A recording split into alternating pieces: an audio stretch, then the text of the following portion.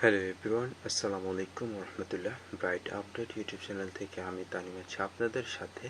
আর আজকে আরও একটি নতুন টপিকস নিয়ে আপনাদের সামনে হাজির হয়ে গেলাম। আর আজকের টপিকসে আলোচনা করব মাইক্রোসফট ওয়ার্ড থেকে কিভাবে পিডিএফ কনভার্ট করবেন, অর্থাৎ মাইক্রোসফট ওয়ার্ডের একটা ডকুমেন্টস সেটাকে আমরা কিভাবে পিডিএফ আকারে কনভার্ট করে তৈরি করব। তো সেই কাজটা আজকে আপনাদেরকে দেখাবো। স্ক্রিনটাকে লক্ষ্য করুন, খুব সহজেই দেখাচ্ছি। তো প্রথমত আমরা একটা ওয়ার্ড ফাইল ওপেন করে নেব।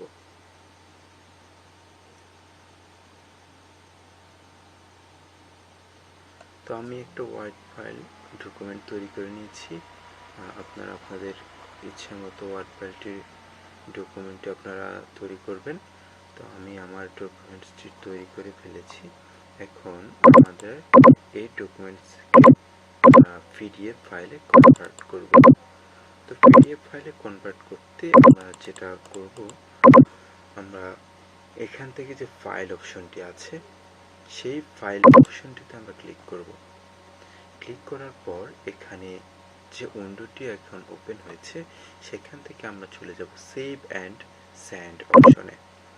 এখানে ক্লিক করার পর সবগুলো ক্যাটাগরি এখানে শো করবে। তো আমরা করব কি, পিডিএফ ক্রিয়েট করব। তাহলে এখানে ক্রিয়েট পিডিএফ এখানে আমরা ক্লিক করব। ক্লিক করার পর এখানে দেখেন পিডিএফ এর মেইলিং মেনুটি ওপেন হয়ে গিয়েছে। এখান থেকে আমরা ক্রিয়েট পিডিএফ এখানে আমরা ক্লিক করব। এখন আমাদেরকে ড্রাইভ লোকেশনটি সিলেক্ট করতে হবে।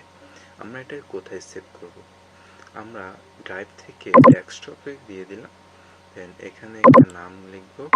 তো আপনারা ছেলে নাম চেঞ্জ করতে পারেন, আমার নাম এটাই থাকুক। তো আমরা এরপর এখানে কন্টিনিউ পাবলিশ করে দেব। এরপর দেখবেন আমাদের ফাইলটি ক্রিয়েট করা হয়ে গেছে। আমরা ডেস্কটপে চলে যাই। এই যে আমাদের সেই ফাইলটি ডাটা এন্ট্রি সিভি।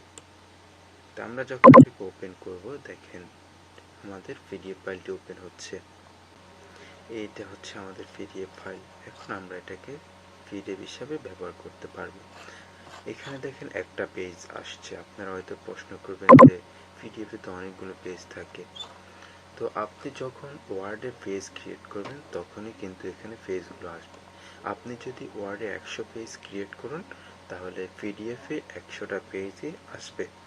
অর্থাৎ ওয়ার্ডে যা আছে, আপনার ডকুমেন্টসে যা ছিল, এই পিডিএফ ফাইলেও কিন্তু তাই সেমভাবে চলে আসবে, কোনো পরিবর্তনশীল হবে না।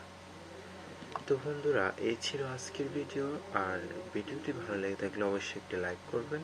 যারা এখনো চ্যানেলটি সাবস্ক্রাইব করে নেয় দ্রুত সাবস্ক্রাইব করে নেবেন এবং পাশে শো করা বেল আইকনটি ক্লিক করে নোটিফিকেশনটি অন করে দেবেন, যেন নতুন নতুন আপডেট ভিডিওগুলো সবার আগে দেখতে পারেন। তো বন্ধুরা, আজকের মতো এখানেই বিদায় নিচ্ছি। অপেক্ষায় থাকুন পরবর্তী ভিডিওর জন্য। তো তার পর্যন্ত ভালো থাকুন, সুস্থ থাকুন। আল্লাহ হাফেজ।